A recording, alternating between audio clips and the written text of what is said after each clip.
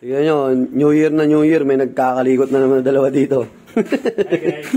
Ito, pasimuno na naman itong may-ari ng Z1 eh. Hindi mapakali sa motor eh. Yan. May mapagawa na naman eh. Tuloy natin habang hindi sila busy. Okay, baklas.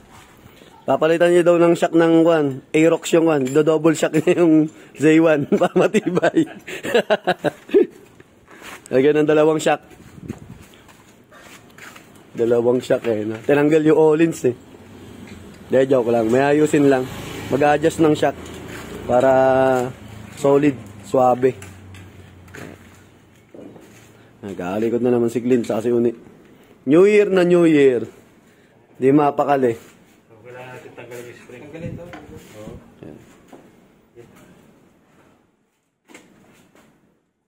Oo. May sinasabi si Clint. Ano yan, pre? Tip ko sa inyo. Huwag na kayong bumiling motor. Mekaniko.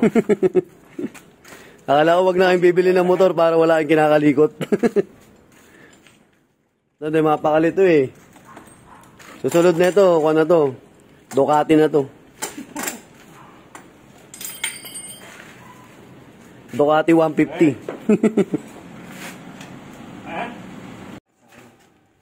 Yan. Pangbulabog.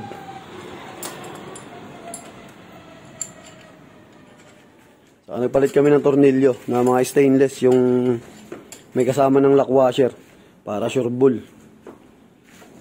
Yan. Stig. Okay, igpit lang, igpit. Yan ang gusto ko yun. Pasiguro gumawa.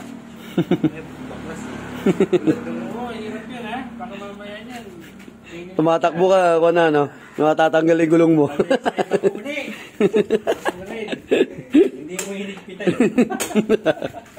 Natanggal.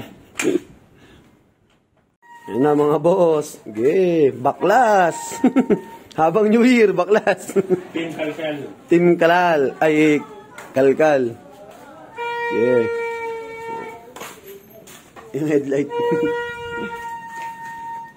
Kalikot Gaming. Yung katulong ko nga, may stand ako dito sa harap eh. Kasi ganyan lang naman yan. Lalagyan ko pa yan ng tuwalya nung nakita nila. Sir, tigas kasi yung kapaluto mo ha. Hindi kami yun ha. Wala akong masagot eh.